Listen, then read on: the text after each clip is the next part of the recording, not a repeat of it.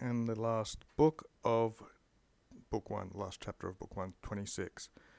Quam, whom in modum with the accusative, to me, Taurus the philosopher. So we'll take that as our start. Taurus the philosopher, he responded to me in this way.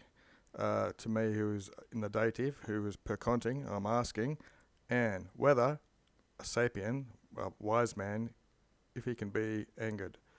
So that. I'll whack that into italics. Chapter 1, line 1. I interrogated or asked in diatriba in a lecture room. I asked Taurus whether sapiens can be angered. 2. Dabat enim. For he gave, sapi often, post his daily lectures, cottadinus daily, an accusative. He gave them the power of asking, of querending, what quiz anyone validated, what anyone wanted. So if anyone wanted to know something, he gave them the power of inquiring. 3. Is cum gravita. So he, when something gravita, seriously and copiously, take them as adverbs, he was disserting, he was lecturing or something you might want to say, concerning morbo, concerning sicknesses and fourth declension affectus, and the passion or heat of anger, which also is exposited or placed out in the books Veterum of old and in his own commentaries in Ipsius Commentarius. Looks like he converted to me, so he turned to me, and what I was asking also, we've got another et, so he likes to chuck ets in. Okay, so hake is this or these things, whether it's singular or plural, so it's me who's asking and he is inquiring back. He's saying, I, super, remember he uses super where a lot of people would use day as a preposition, concerning what I feel, sentio, in this gerund of being angry. So concerning what makes anger or dealing with anger, this is what he said. But what et also Plutarch, my Plutarch, what he was sensing. For Plutarch being a vir doctissimus, a very learned man, and very prudentissimus, very wise, what he censored. So it's basically just both of their opinions. And it wouldn't be away from the matter, or digressing from the matter, that audias, you shall hear this also, id quoque.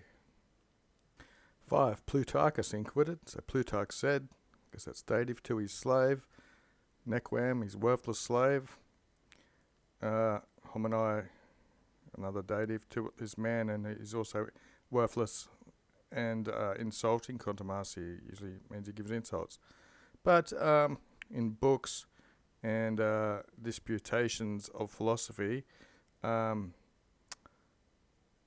dative, he had his ears, his aurae, imbued or dipped in all these books and disputes of philosophy. And what's he done? He's usurted. He's ordered that his tunic be detracted from him because of nescio quod, because of I don't know what, a delictum, another neuter, because of I don't know what, or in other words, some sort of delictum, some sort of wrongdoing, and ordered him with a loro to be beaten, cadide. Sometimes it means beaten to death, but anyway, probably just so he falls to the ground and he's beaten with a leather strap or something. 6. He cooperated to be verberari. He began to be beaten, that's passive infinitive, and he was obliquating. Obliques means blocking or something, and loquabar's talking, so he was objecting in his speech that he non-merucid, he didn't deserve it, that he being vapulated, that he's being beaten. Nothing of bad, nothing of sceleris, nothing of a crime he admitted to, admissi. 7. Postremo, finally, to be vociferous, inter vapulandum, looks like another gerund. So amongst all this vapulating going on, this beating, he incipited, he began to be vociferous and shouting out. Neither no longer, nequiam, was he just queremonious, was he complaining, or gemmeting, gemmetus is a groaning, and ululatus is howling, facere, to make. So neither now was he making these complaints and groans and howling, but with serious words and objurgatoria. So objurgations be more insulting, a bit like contumacying up here. This thus, ita ut, correlatives. This is not of Plutarch. This isn't the way Plutarch should act. This is not decorate. This is not fitting for a philosopher. And I'll scroll a bit. Araski Turpe essay. Turpe looks like the neuter version of it, which is used when there's no sort of noun discerning it. So it is foul. It's Turpe to be angry.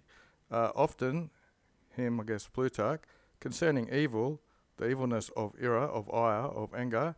So often Plutarch had disserted it. He'd produced speeches or something on it concerning the anger of being angry. And Quoque, also a Librum, also made a book, which is very pulcherrissimum, a very beautiful book. He had conscripted, he had written, concerning anger. I guess that's the Greek way of calling a book to do with anger. In his omnibus, and all of these, which is scripture centered in this book, all the things which are written in this book, by no means, nequaquam, with the A there, means by no means. This is no means convenire. This is no agreement, basically, with this book or matching up with it. That he should provolutus, that he would fly off the handle and be flowing in anger and punish multeret himself, the slave, with plaguses, plurimus, with many wounds or beating. Okay. 8. Tum Plutarchus. Then Plutarch, lente, slowly, and lenita, and softly, inquired, he said, and what, moreover or however, you verbera, I guess that's a vocative, you whipping post or scoundrel, what now do I, Tibby, to you, makes it seem that I'm angry? Video, do I seem to be angry to you? Is it X from my vultu, from my features of my face, or from my vox, or from my voice, or from my colour, or even from ex verbis, from my words? Do you understand anger to have corrupted me? Do you think anger has gotten a hold of me?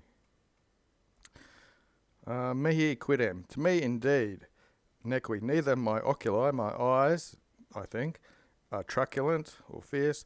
Neither is my os, my face, turbidum or disturbed.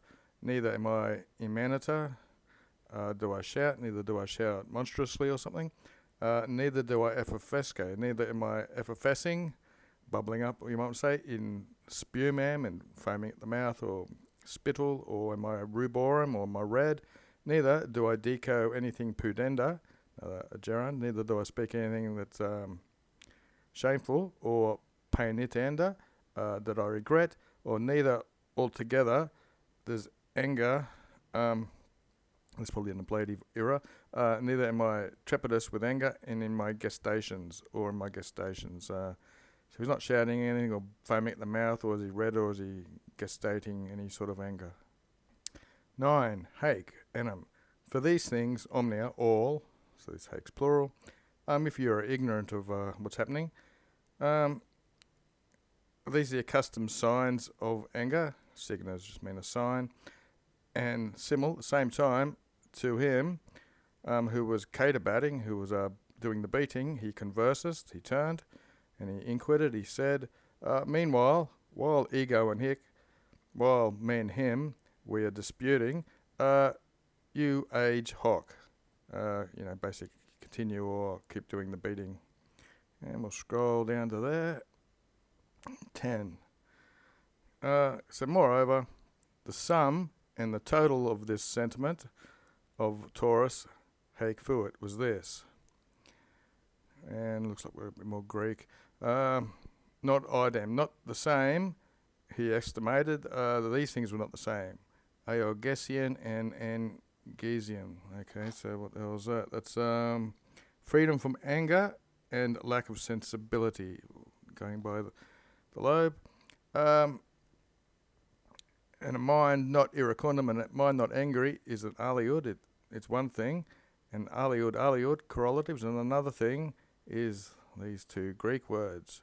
This is hebentum, which usually means blunt or slow, and stupentum, another stupefying sort of word. What have we got? Callous and unfeeling is what the lobe uses.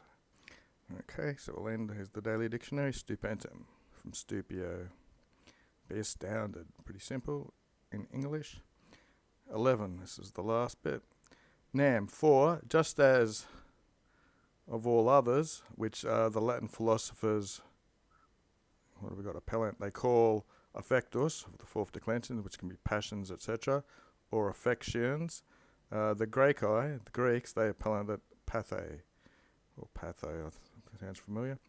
Ita, so just as this movement of the mind or motion of the mind of this type, who is also, which, and for the sake of, which is post-positive to a genitive, which for the sake of getting revenge, more savior, so it's a comparative meaning more savagely, is called ira.